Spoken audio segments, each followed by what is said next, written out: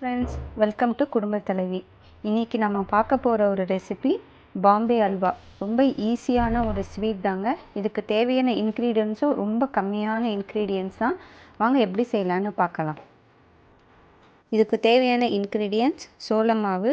நான் 1 கப் சோள மாவு இந்த மெஷர்மெண்ட் இந்த கப்பில் எடுத்திருக்கேன். 1 கப் சோள மாவு.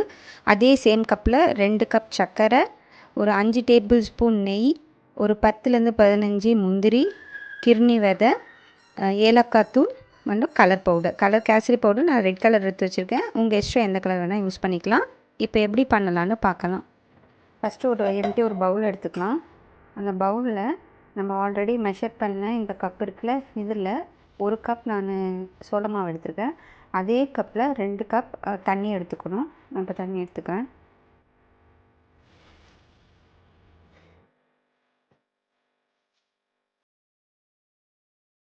அந்த தண்ணியிலேயே நம்ம அளந்து வச்சுருக்க இந்த சோள மாவை ஆட் பண்ணி நல்லா மிக்ஸ் பண்ணணும்.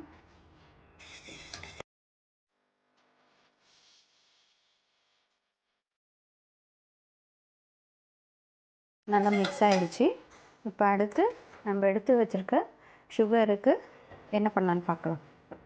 இப்போ நம்ம சர்க்கரை பாகு ரெடி பண்ணிக்கலாம். அதுக்கு அதே சேம் கப்பில் நான் 2 கப் சர்க்கரை எடுத்தேன். அதுக்கு அதே மாதிரி 2 கப் தண்ணி சேர்த்துக்கணும்.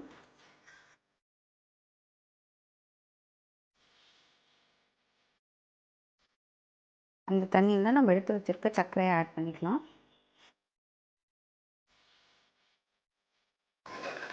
சர்க்கரை நல்லா கரையணும்.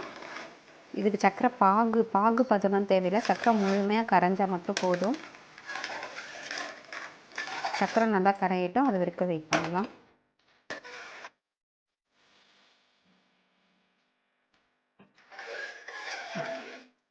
சர்க்கரை நல்லா கரைஞ்சிச்சு. இப்போ இதில் நான் ஒரு 2 டீஸ்பூன் லெமன் ஜூஸ் சேர்த்துக்கிறேன்.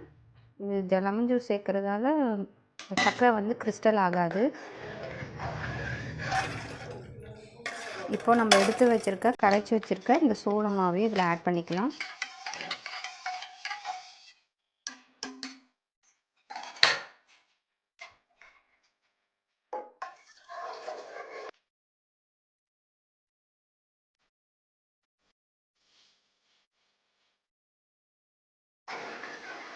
நல்லா அப்படியே மிக்ஸ் பண்ணிகிட்டே இருக்கணும். ஏன்னா சோள மாவு உடனே இறுக ஆரம்பிச்சிடும்.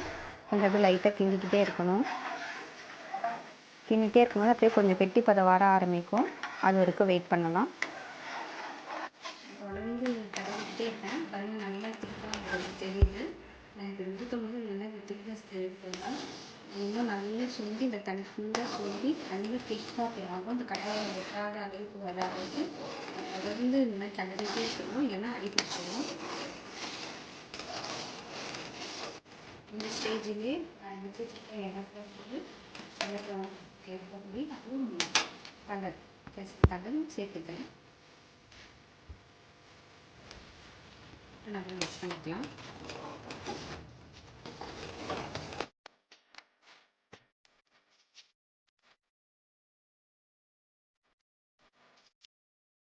கலர் நல்லா மிக்ஸ் ஆகிடுச்சு. நல்லா திக்காக ஸ்டார்ட் ஆக ஆரம்பிச்சு. இந்த ஸ்டேஜில் நம்ம எடுத்து வச்சுருக்க இந்த கிர்னி பழம் விதை, முந்திரி வேணும்னா நீங்கள் வறுத்தும் சேர்த்துக்கலாம். நான் இப்படியே தான் ஆட் பண்ணுறேன். அது கூட நம்ம எடுத்து வச்சுருக்க நெய் எல்லாத்தையும் ஆட் பண்ணிக்கணும். எல்லாத்தையும் சேர்த்து நல்லா கிளறிக்கலாம்.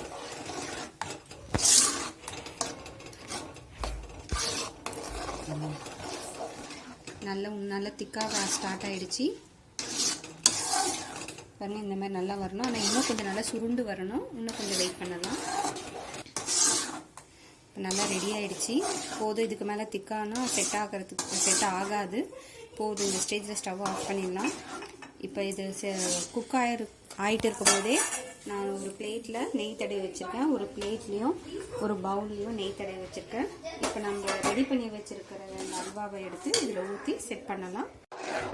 நான் இப்போ இந்த பவுலில் ட்ரான்ஸ்ஃபர் பண்ணிக்கிறேன்.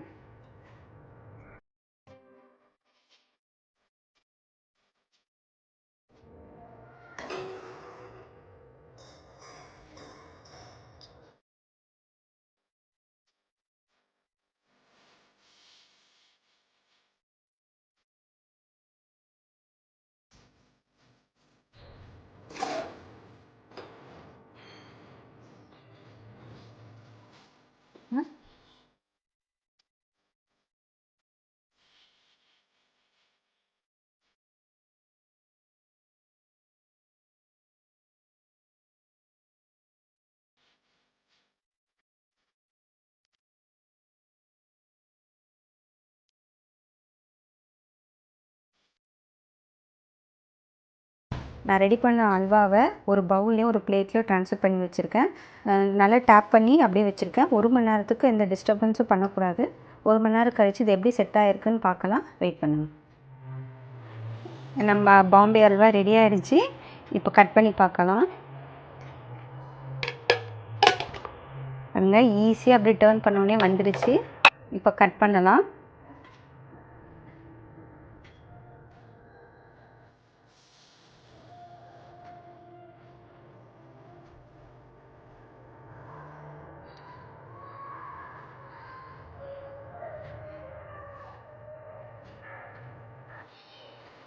பாருங்கள், நம்மளோட சூப்பரான அல்வா ரெடி. நல்லா சாஃப்டாக இருக்குது. நீங்களும் வீட்டில் செஞ்சு பார்த்து எப்படி இருக்குன்னு கமெண்ட் பண்ணுங்கள். தேங்க்யூ.